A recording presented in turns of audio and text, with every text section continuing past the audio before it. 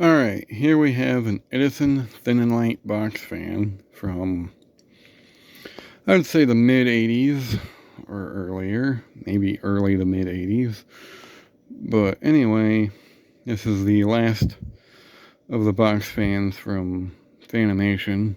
I got this one for free, and I wasn't really, I kind of wanted it, but I wasn't really, like, I don't know, do I need another freaking thin and light?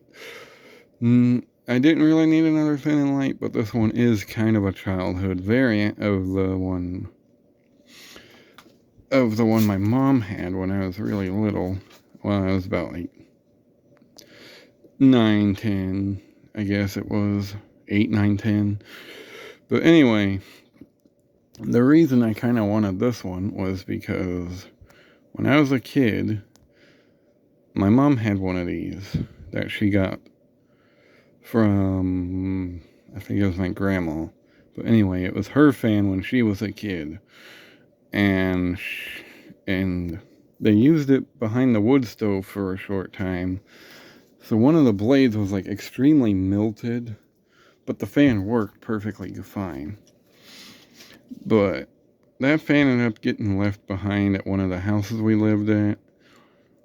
But this is pretty much the exact variant that she had, I had, whoever.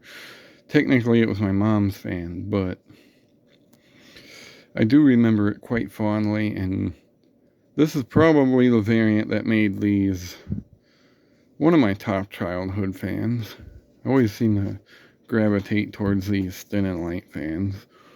They used to be pretty common when I was little. This is a 3-speed model, which I like, and it is brown.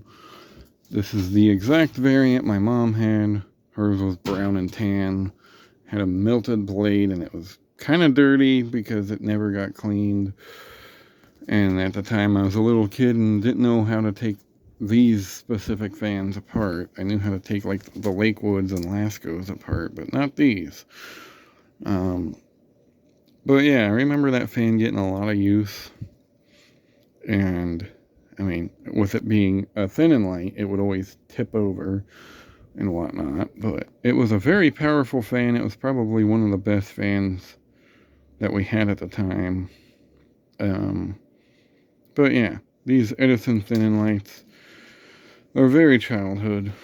So this one will probably stick around in my collection. This is Edison. And yes, it has the handle. It has the typical Toastmaster Edison motor. There's the tag, Toastmaster ink, thermally protected. 2.6 amps. Is that right? Dang. Actually just cleaned this up a little while ago. It's in pretty good shape, actually, surprisingly. I think, if I remember right, this is one of the fans that I went with Nick to get from that estate sale. The model 20419 is what it is. I guess that's some kind of date code. I don't know. 2.6 amps, UL listed. Toastmaster Inc., Boonville, Missouri. So at some point, Edison became Toastmaster. And then they basically spun off the Edison brand into its own thing. But anyway, we'll start this up on high. We got it hooked up to the kilowatt meter. Here's high. Hopefully it doesn't tip over.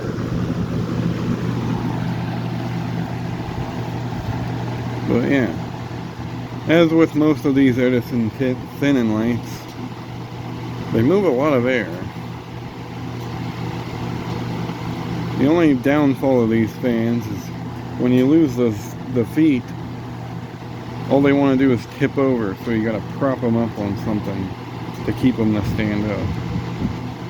But otherwise, they're very good fans.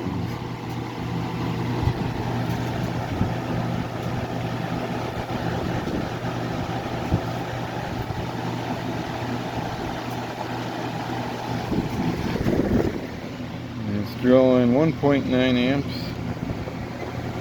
140 watts. Go to medium. I like these 3-speed ones better because,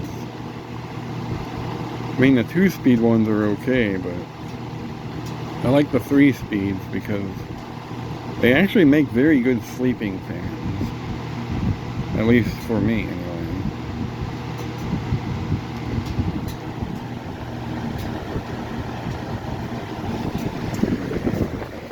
Drawing 104 watts still, and 1.4 amps.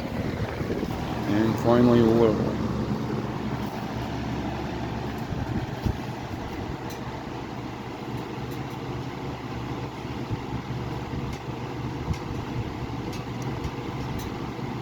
Yeah, I just have a soft spot for these.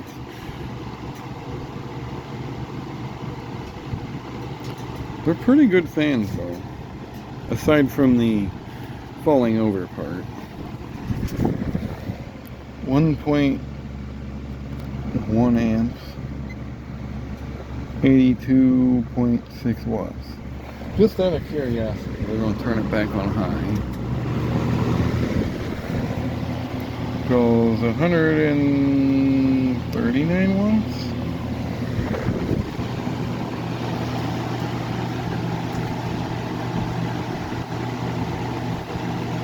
And as always, OWF spells off. Oops, probably off.